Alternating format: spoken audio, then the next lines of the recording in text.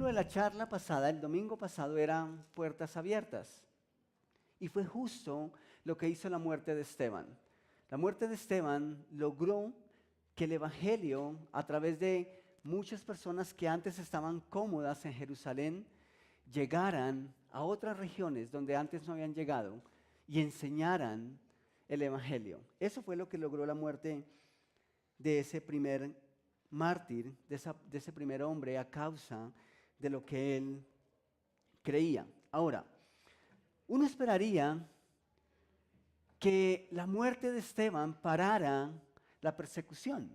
Es decir, si estamos en un inconveniente, si estamos discutiendo o estamos enfrentando una oposición y alguien muere, pues uno espera que ese tipo de cosas toquen el corazón, ¿cierto?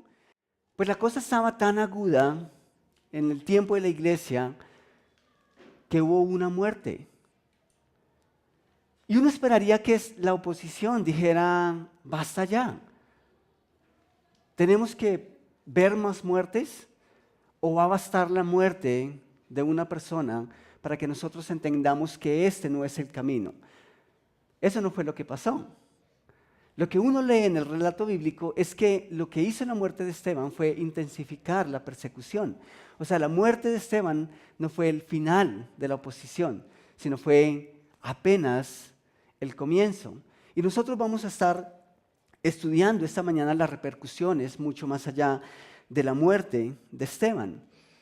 Y quiero echar mano aquí en este punto de algo que dije el domingo pasado y que tal vez va a hacer eco durante toda esta charla. Y es que si tú no has tenido que defender tus convicciones, en realidad no sabes lo que crees. Esa es una realidad. A menudo las convicciones y las cosas que defendemos son las que más arraigadas están en nuestro corazón. Si nosotros no hemos tenido que defender nuestra fe, es fácil decir que creemos, ¿sí? Pero las convicciones que no defendemos, en realidad, vale la pena preguntarnos si están en lo más profundo de nuestro corazón o es algo que simplemente sale de nuestra boca, pero que no tiene raíces realmente en nuestro interior. Y ¿saben? Pablo tiene mucho que contarnos. Pablo es una persona modelo cuando hablamos de defender nuestras convicciones. Pablo lo hizo antes y lo hizo después. Entonces, aquí realmente inicia la persecución más fuerte de la iglesia primitiva. Lo vemos en la vida y muerte de Esteban. Esteban fue un hombre que defendió sus convicciones y las defendió porque sabía lo que creía y le causó la muerte. Pero ¿saben lo que pasó después de la muerte de Esteban? Ya no era solo un hombre dispuesto a defender su fe, incluso a morir por lo que creía. Primero fue Esteban, pero después fue un grupo de personas que hicieron exactamente lo que Esteban había hecho. Ahora, quiero que notemos algo importante aquí. Nosotros sabemos que ellos huyeron, ¿cierto? Ahora, ¿por qué después de la muerte de Esteban, algunas personas huyen? ¿Por qué razones las personas huyen en la actualidad? Persecución política, persecución de clases, de raza, económica. Hay tantas razones por las cuales huir. Pero ¿saben? ¿Ustedes creen que ellos huyeron por evitar el castigo o incluso su muerte? A veces creemos que huir es sinónimo de cobardía, ¿cierto? Pero como decía mi padre, es mejor decir aquí huyó un cobarde y no decir aquí murió un valiente. Pues un valiente había muerto y era Esteban, ¿sí? Ellos huyeron. Muchas personas de la primera iglesia huyeron a otras regiones. Pero ¿saben? Ellos no huyeron necesariamente por evitar el castigo, incluso por evitar su muerte. ¿Y saben por qué lo sabemos? Por lo que llegaron a hacer donde llegaron. Sabemos que no estaban huyendo por miedo y que no estaban huyendo de nadie, o por lo menos no estaban huyendo por temor a defender su fe. Porque si eso hubiese sido cierto, donde quiera que hubieran llegado, habrían llegado a ser una cosa distinta a lo que llegaron a ser. Pero a cada lugar donde llegaron, ellos llegaron a hablar de su fe. Si hubiesen estado huyendo por cuidar su vida y su integridad, pues hubiesen podido quedarse callados y no lo habrían hecho. Pero ¿saben qué pasó con ellos? La oposición y las circunstancias difíciles las aprovecharon para comunicar lo que era importante en sus vidas. Y así lo hicieron. Y es aquí, en este punto, cuando nosotros nos damos cuenta de que en realidad la iglesia no estaba siendo dividida, sino que estaba siendo multiplicada. No era una división, era una multiplicación lo que Dios estaba haciendo. ¿Ustedes conocen experiencias de iglesias que han sufrido divisiones? Yo conozco varias experiencias, desafortunadamente. Y nosotros por mucho tiempo utilizamos el término división para referirnos a cosas de la iglesia. Entonces teníamos un grupo de 20 personas en un grupo de conexión y decíamos necesitamos dividir, ¿sí? Y con el tiempo empezamos a introducir o a cambiar ese término porque nos dimos cuenta que no era dividir. Divide y vencerás, ¿cierto? Es una estrategia del enemigo. Cuando el enemigo divide su iglesia, ha logrado dar un golpe fuerte. Nosotros entendimos que no se trata de dividir, sino de multiplicar, ¿sí? Porque en la medida en que multiplicamos, vamos a llegar a más personas, vamos a ser más, ¿cierto? Normalmente cuando la iglesia se divide, no cumple el propósito de Dios, pero cuando se multiplica, sí está cumpliendo el propósito de Dios. Y lo vamos a ver especialmente en esta serie. Entonces, lo que Dios estaba haciendo era expandiendo su iglesia y permitió la muerte de un hombre que era fiel. Y algunos resultados, vamos a notarlos, son inmediatos. Primer punto en sus boletines, algunos resultados son inmediatos. Y vamos a leer el versículo 1 de Hechos 8. Hechos 8, versículo 1, dice, y Saulo estaba allí, aprobando la muerte de Esteban. ¿Cuántos de ustedes cantaron esta mañana, aquí estoy? De una forma consciente y queriendo aplicarlo a su vida de una manera auténtica. Yo espero que lo hayan hecho. Pues Pablo también estaba ahí. Tal vez en algún momento Pablo dijo, aquí estoy. Sin embargo, realmente Pablo estaba ahí defendiendo su fe, pero una fe que lo estaba alejando de una u otra forma de la persona de Jesús. Y dice, y Saulo estaba allí aprobando la muerte de Esteban. A propósito, este hombre, Saulo, tiene mucho que enseñarnos acerca de defender nuestra fe. Aquel día se desató una gran persecución contra la iglesia en Jerusalén. ¿Y cuántos? Todos, excepto ¿quiénes? Los apóstoles. Si ustedes pueden resaltar esa frase o esa parte en sus Biblias, les invito a que lo hagan porque más adelante vamos a hacer énfasis especialmente en esa porción. Eso es de suma importancia. Dice, excepto los apóstoles, se dispersaron por las regiones. ¿Por cuáles regiones? De Judea y de Samaria.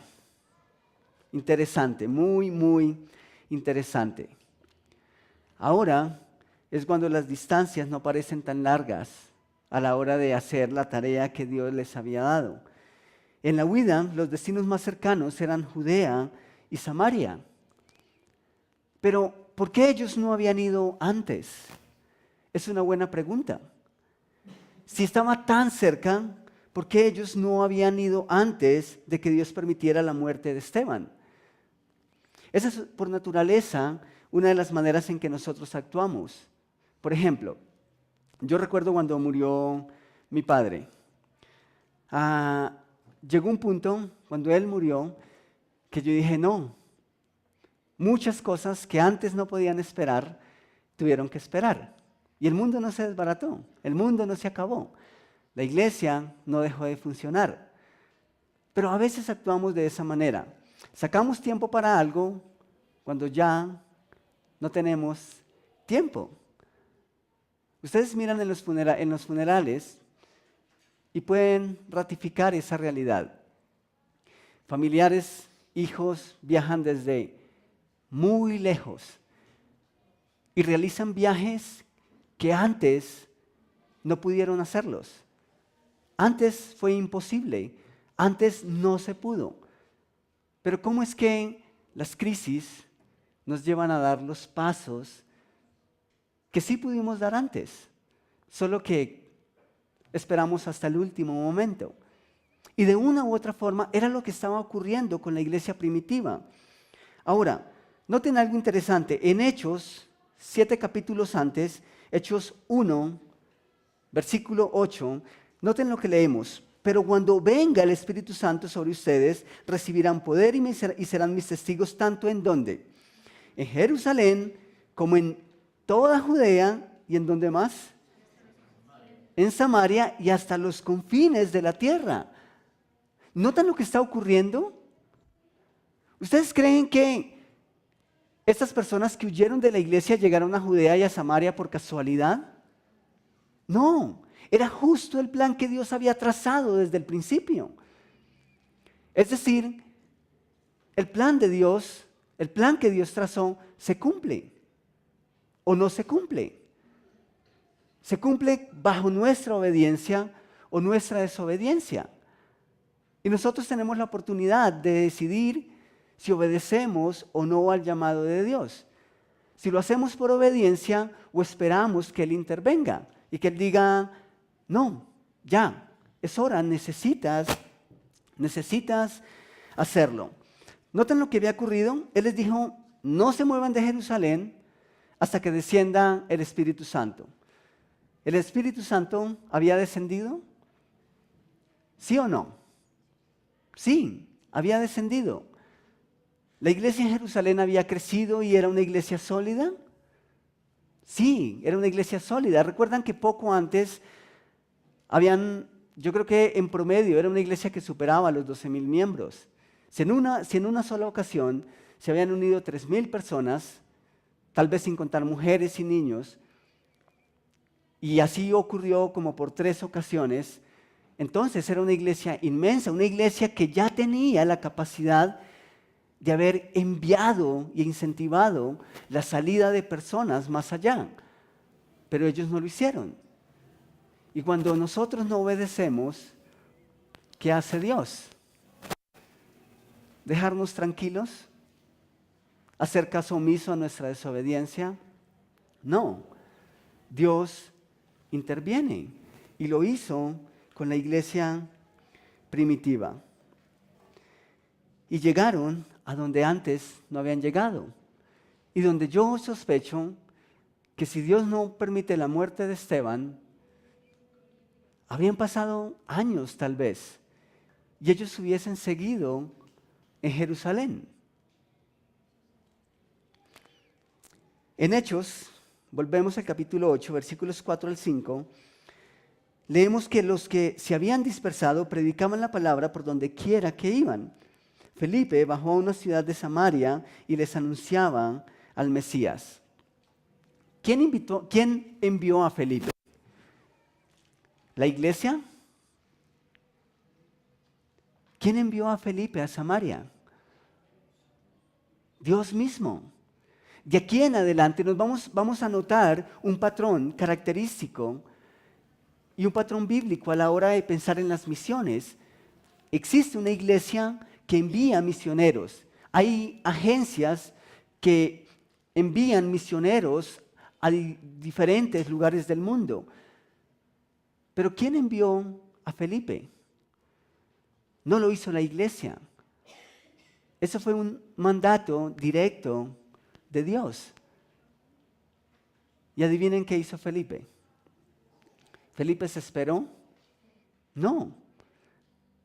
Felipe acató la orden y fue a Samaria y allá anunciaba el evangelio. Y creo que no está de más decir que muchos quizá no llegaron a un destino puntual y se establecieron como posiblemente lo hizo Felipe en Samaria. ¿Ustedes creen que toda esa gente que salió de la iglesia llegaron y se establecieron y hasta que no encontraron un auditorio, un local, entonces no empezaron a enseñar?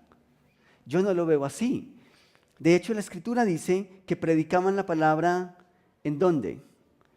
Por donde quiera que iban.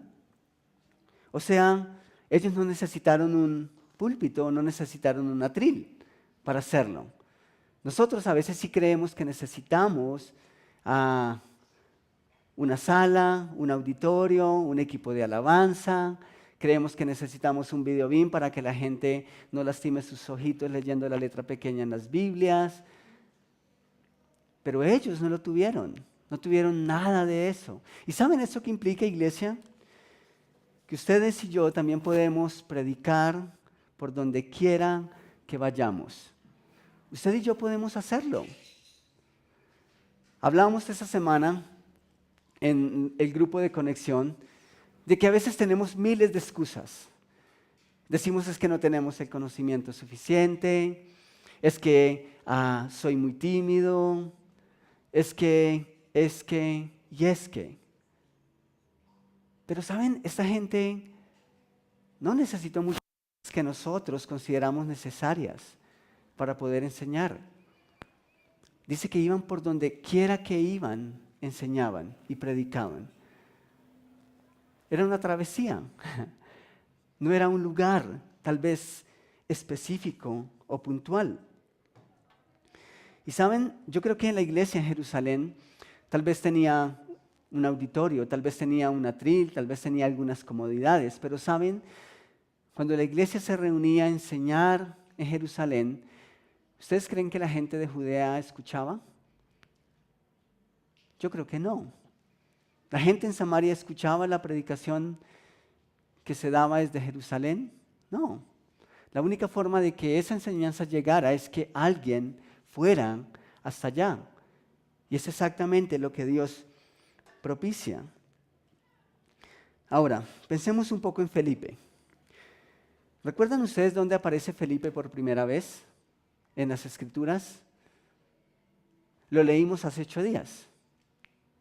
¿Recuerdan cuando hay necesidad de ayudar a las mesas y escogen a 7 hombres? Pues Felipe era uno de esos 7 hombres junto con Esteban. ¿Y qué hacía Felipe cuando aparece por vez primera en las Escrituras? Sirve las mesas. Es alguien que está dispuesto a servir. Es más, la Escritura nos dice que fue escogido también porque, igual que Esteban, era un hombre lleno de espíritu, de sabiduría y de buen testimonio. ¿Qué necesitamos usted y yo para que Dios nos llame a hacer la tarea? Exactamente lo mismo. Pero vemos a Felipe ahí. ¿Y saben qué hace Dios? No es que servir las mesas esté mal. Pero yo no me imagino qué hubiese pasado con el evangelista, con el predicador, con el expositor que había en Felipe, si es que Dios no los obliga a salir. ¿Sí me hago entender? Yo no sé si la iglesia después de un tiempo era consciente y no sé si recordaban el mandato de Jesús. Lo cierto es que si Dios no interviene, tal vez Felipe habría continuado sirviendo las mesas o haciendo otras cosas. Pero cuando Dios permite que la iglesia entre en crisis, salen este tipo de cosas. ¿No les parece genial? Nosotros tendemos a ver la crisis como negativa, como algo terrible, pero a menudo Dios usa esas circunstancias difíciles para llevarnos más allá, como cantábamos. Tú me llevas más allá de lo soñado, pero a menudo nos lleva más allá de lo soñado cuando nos saca de nuestra comodidad. Porque mientras nosotros nos sintamos cómodos con lo que estamos haciendo, pues tal vez no vamos a dar el paso. Así que cuando nosotros no obedecemos, Dios motiva nuestra obediencia. Y no siempre la motiva de la forma en que nosotros esperamos. A veces permite momentos difíciles para estirar nuestra fe y llevarnos más allá. Parece que para el mundo la comodidad es sinónimo de éxito, ¿sí o no? Pero para Dios la comodidad es una limitante. Si nosotros nos sentimos cómodos, vamos a darnos por realizados. Vamos a decir, aquí ya está todo hecho, hemos logrado lo que queríamos. Y de repente Dios dice, no, ustedes se están conformando con esto. Así que no quiero eso, quiero estirarlos, quiero que sigan creciendo. Y aquí por lo menos vemos dos resultados muy positivos de lo que algunos considerarían sería el final de la predicación. En primer lugar, tenemos el primer misionero. ¿Quién es el primer misionero? Felipe. Felipe fue por mandato de Dios. Casi que Dios lo obligó a salir, pero se convirtió en el primer misionero en Samaria. En segundo lugar, vemos los resultados de su predicación. Ahora, ¿qué dice Hechos 1:8? Me seréis testigos en Jerusalén, en Judea y en Samaria. Después de la persecución, ¿a dónde van ellos? A Judea y Samaria. ¿Era plan de Dios? Sí, ese era el plan de Dios. Leemos en los versículos 6 y 8 de Hechos 8, dice que al oír a Felipe y ver las señales milagrosas que realizaba, mucha gente se reunía y todos prestaban atención a su mensaje. ¿Saben? Esa era gente que no hubiese tenido la oportunidad de escuchar si Dios no permite un revolcón en la iglesia en Jerusalén. De muchos endemoniados los espíritus malignos salían dando alaridos y un gran número de paralíticos y cojos quedaban sanos. Y aquella ciudad se llenó de alegría. Ahora, muchas iglesias, muchas corrientes en la actualidad toman estos textos para seguir haciendo las mismas cosas, ¿sí? Y la verdad, desafortunadamente, es una mala interpretación de la palabra. Y con eso no estamos diciendo que Dios todavía o que Dios ya no tenga la capacidad de hacer este tipo de milagros. Pero desafortunadamente en la actualidad se habla más de show, más de espectáculo, que realmente el propósito, el fin de estas cosas que Dios permitió en un momento circunstancial o coyuntural de la iglesia. Entonces, esto solo ratifica que Dios marcó la salida de la iglesia de Jerusalén. Si ellos no lo iban a hacer, Dios lo hizo. Y lo sabemos por los resultados. Y no me refiero a la reacción de la gente. Me refiero al poder y al respaldo que Dios le dio a Felipe. La reacción de la gente no siempre determina si lo estamos haciendo bien o no. ¿Por qué? Porque la gente de una u otra manera va y viene. A veces los resultados inmediatos nos animan o nos desaniman. Y a veces renunciamos a algo porque simplemente pensamos que los resultados no son los que esperábamos. Pero no siempre los resultados son inmediatos. Estos son algunos resultados inmediatos de lo que Dios estaba haciendo y eso es genial. Pero no siempre vamos a notar que los resultados inmediatos son un buen termómetro, ¿sí? No siempre son la mejor guía. A veces empezamos una cosa, un ministerio, una actividad y decimos, wow, ¿por qué no hicimos esto antes? Pasa un par de meses y decimos, ¿qué pasó? ¿Por qué ya no funciona igual? ¿Y entonces qué? ¿Dejamos de hacerlo? No, tal vez hay otras formas. Pero los resultados inmediatos no siempre tienen que definir nuestro llamado y las cosas que hacemos. ¿Y notan? No solamente la gente estaba recibiendo el mensaje, sino que el versículo 8 dice, y aquella ciudad se llenó de alegría. Eso es interesante. El evangelio es alegría. ¿Quién no estaría alegre de recibir una buena noticia? El evangelio es una buena noticia, es una buena nueva. Así que si el evangelio no está llevando alegría a nuestra comunidad, si no está llevando alegría a tu familia, algo no se está haciendo bien. ¿Mm? El Evangelio tiene que traer gozo. Si el Evangelio no trae gozo a tu vida, tienes que revisar. Hay que revisar. Y no me refiero a la alegría del pecado. Me refiero a la alegría y al gozo del Espíritu. Esa comunidad que antes estaba en tinieblas, ahora estaba llena de alegría. Antes no lo habían experimentado, ahora es diferente. Los chicos hoy están con... Se pusieron el amplificador. Quiero que miremos el segundo punto de nuestros boletines. Así como hablamos de resultados inmediatos, hay resultados que demoran. Y saben, hay resultados que a veces demoran lo suficiente como para que nosotros mismos no podamos verlos. Esa es una realidad. A veces no logramos ver muchas cosas por las cuales trabajamos o el resultado de muchas cosas por las cuales nos sacrificamos. Pero eso también es bíblico. ¿Y saben por qué lo pienso así? Yo sospecho que en el pensamiento de muchos respecto al acto donde se dio muerte a Esteban, incluso creo que el mismo Esteban, su muerte no traería más que miedo y pánico a los creyentes. Es decir, yo creo que para muchos la muerte de Esteban en el momento no logró ningún propósito. Y tiene sentido si pensaban de esa manera. ¿Por qué? Porque como lo vimos al principio, ¿la muerte de Esteban cesó la persecución? No, al contrario, la incentivó. Muchos pudieron haber estado pensando, fue en vano la muerte de Esteban. El consejo que muchos de nosotros hubiésemos dado en un momento así es, hubiese callado.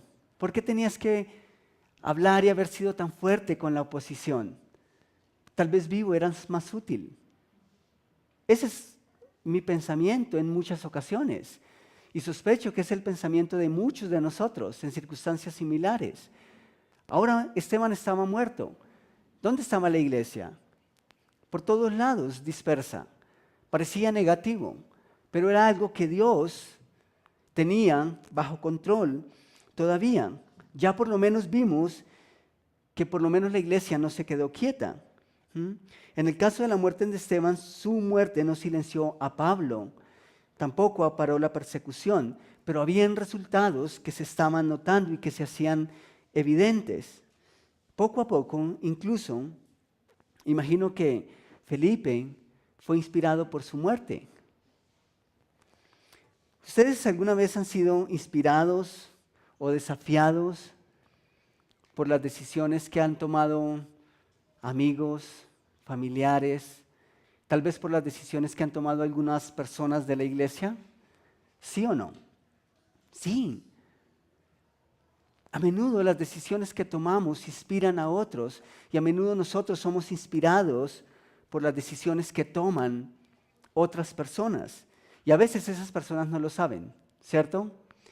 Hace poco, un amigo y de alguna manera compañero de ministerio me saludó muy efusivamente, me da un abrazo y me dice gracias por ser fiel.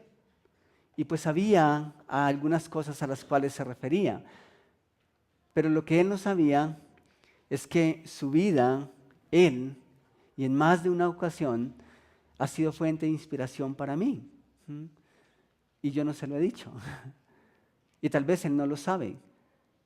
Pero las decisiones que él ha tomado a mí me inspiran y me retan y me desafían. Todas las cosas que nosotros hacemos tienen un propósito si lo hacemos para Dios. Y la muerte de Esteban claramente no fue un desperdicio, sino que fue un aliento y un oxígeno para la iglesia. ¿Quién decidió en la muerte de Esteban? ¿El pueblo? No. ¿La iglesia? Tampoco. Realmente esto fue un plan de Dios. Y por más cruel que parezca para nosotros, con toda seguridad les digo que no es lo que siente y piensa Esteban ahora. Creo que Esteban tiene el mismo mensaje que Dios tiene para nosotros. Valió la pena. Y cualquier cosa que nosotros hagamos para el Evangelio vale la pena. Y pensando en esto, quiero invitarles a que leamos juntos los últimos versos del capítulo 7 de Hechos. Terminamos aquí el domingo pasado, pero quiero retomarlo. Dice el versículo 56 de Hechos 7, eso ocurrió justo en el momento en que Esteban estaba siendo apedreado. Esteban dijo, veo el cielo abierto y al Hijo del Hombre de pie a la derecha de Dios. Entonces ellos, gritando a voz en cuello, se taparon los oídos y todos a una vez se abalanzaron sobre él. El versículo 58 dice, lo sacaron a empellones fuera de la ciudad y comenzaron a apedrearlo. Los acusadores le entregaron sus mantos a un joven llamado Saulo, es decir, Pablo. Y de aquí en adelante, Pablo empieza a convertirse en el protagonista de esta historia. Pero Esteban vio los cielos abiertos y al Hijo de Dios puesto en pie. ¿Ustedes se imaginan lo que pudo haber pasado por la mente de la multitud cuando Esteban pronunció esas palabras? Por lo menos hicieron caso omiso. Imagino que las palabras de Esteban de una u otra forma sí repercutían en su corazón y en su mente. Creo que no en vano taparon sus oídos. Pero aún así hicieron caso omiso. Pero por ejemplo, ¿creen que los demás lograron ver lo que veía Esteban? ¿Cómo es que un hombre en medio de la multitud puede ver los cielos abiertos y a su Salvador puesto en pie? Pero está en medio de la multitud y los demás no lo ven. La primera razón es porque el cielo y la gloria de Dios es un premio para sus hijos. Esa es una de las razones. Para aquellos que no se han conformado con creer en Dios, sino que han comenzado a creerle a Dios.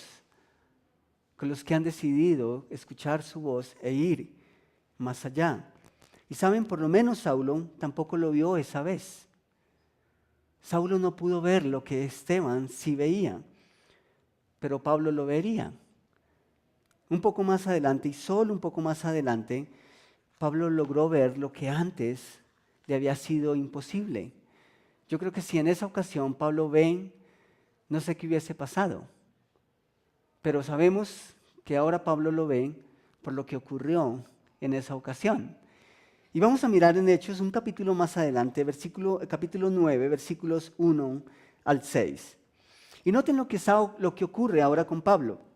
Dice, mientras tanto, Saulo, respirando aún amenazas de muerte contra los discípulos del Señor, se presentó al sumo sacerdote y le pidió cartas de extradición para las sinagogas de Damasco.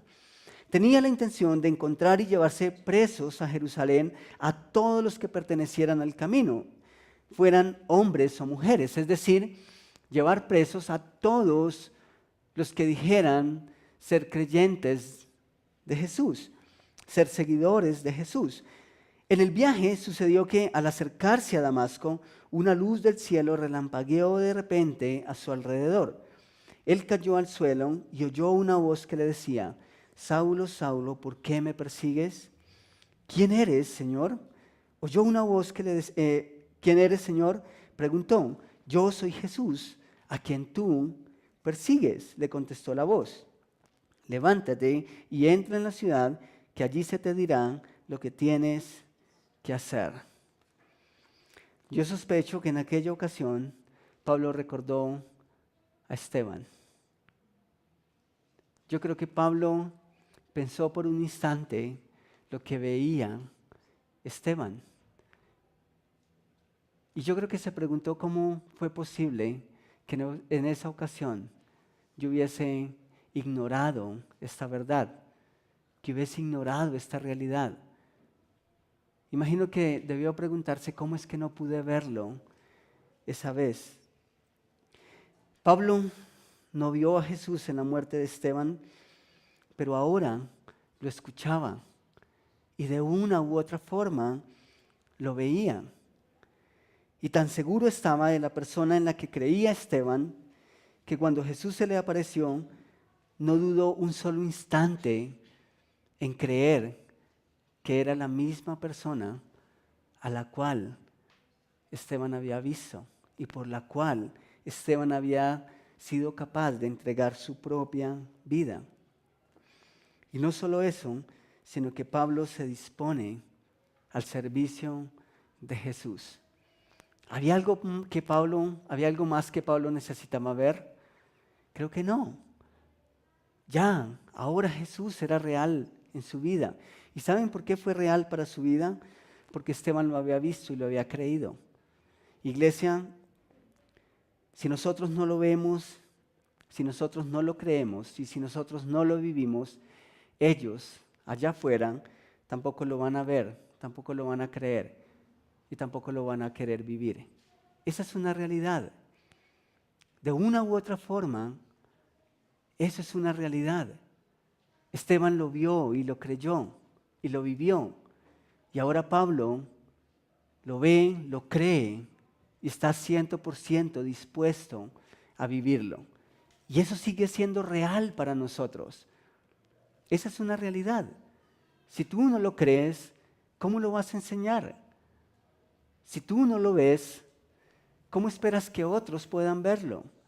Y si tú no lo vives, con mayor razón, ¿cómo esperas que otros vivan el Evangelio? Va a ser imposible. Mi pregunta entonces ahora es, ¿tú lo crees? ¿Tú crees en el poder del Evangelio? ¿Tú crees que en realidad Jesús vino, murió y resucitó para que tú y yo tuviésemos una vida eterna a su lado? ¿Tú logras escuchar e interactuar con Jesús? Yo espero que sí. Porque si no es así, probablemente tú no has escuchado a Jesús, no has creído en Jesús y no has comenzado una relación personal con Jesús. Pablo creía que conocía a Jesús, o por lo menos a Dios. Pero en ese momento, incluso Pablo persiguió y permitió y avaló la muerte de muchos creyentes en Jesús. Pablo antes creía en Dios, pero cuando Jesús se le aparece, Pablo ahora empezó a creerle a Jesús. Y su vida fue completamente transformada en un proceso, pero fue transformada. Y usted y yo esta mañana podemos experimentar exactamente lo mismo. La misericordia, la gracia y el perdón de Dios alcanzó para un asesino de la iglesia. Y también alcanza para usted y para mí. Y hoy es el día en que tú puedes empezar una relación personal con Jesús. Siempre decimos, es diferente decir que creemos en Dios a decir que le creemos a Dios. Todos creemos en Dios de una u otra forma, en uno u otro ser, o tal vez en muchos seres. Pero es a través de una relación personal que nosotros podemos empezar a creerle a Dios. Y si le creemos a Él, entonces vamos a aplicar sus verdades a nuestras vidas. Así que mi pregunta es, ¿tú ya empezaste una relación personal con Jesús? ¿Hubo un momento en tu vida en el que le dijiste a Jesús que entrara en tu corazón, que tú querías empezar una nueva historia en tu vida con Él? ¿Y tienes ahora la certeza de que vas a estar eternamente con Él? Si tú no has tomado esa decisión en tu vida, yo te invito a que lo hagas hoy. Y esa decisión es personal. No depende de nada ni de nadie aparte de ti y de la obra que Dios realizó. Así que quiero invitarte a que me acompañes en un momento de oración. Quiero pedirte que inclines tu rostro, que cierres tus ojos si deseas hacerlo. Y mi Señor, yo quiero darte gracias porque Hace aproximadamente 20 años, tu mensaje, tu buena noticia, llegó a mi vida. Y Espíritu Santo, gracias porque tú me hiciste entender. Y en ese momento yo pude entender a través de tu sacrificio que podía ser un hijo tuyo, que podía tener la certeza de la eternidad a tu lado una vez muriera y una vez esta vida acabara. Y es esa esperanza, Señor, la que me da fuerza, la que me da aliento día a día para hacer la tarea que me has encomendado. Y Señor, yo ruego por cada uno de mis hermanos y te pido que esa sea la esperanza que nosotros recibimos y a la cual a nosotros apelamos cada día para seguir proclamando tu verdad. Que sea la esperanza, Señor, que nos ayuda a que otros conozcan tu mensaje, a que nosotros seamos, Señor, como Felipe y como tantos creyentes más que no importaba dónde llegaran, comunicaban tu palabra y tu verdad. No necesitaron de muchas cosas para hacerlo, simplemente haber recibido de ti, haber creído y tener fe en lo que creían, tener fe en ti. Así que yo te ruego, Señor, que esta iglesia que hoy está reunida en estas 4 paredes, en el transcurso de la semana, sea una iglesia que se expande, sea una iglesia dispersa, que no nos limitemos a este espacio, sino que como hizo la iglesia en Jerusalén, al salir de este lugar en un rato, para nosotros sea igual, que salimos a predicar tu palabra de diversas formas y en diferentes lugares. Yo te ruego, Señor, que estas palabras podamos aplicarlas a nuestra vida. En el nombre de tu Hijo, amén.